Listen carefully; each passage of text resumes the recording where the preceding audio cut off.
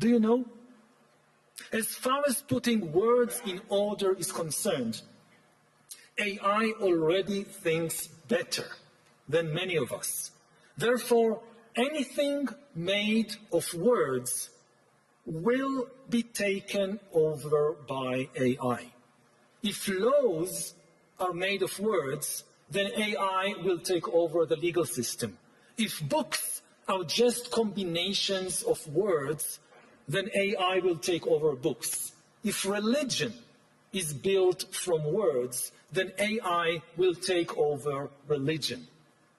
This is particularly true of religions based on books, like Islam, Christianity, or Judaism.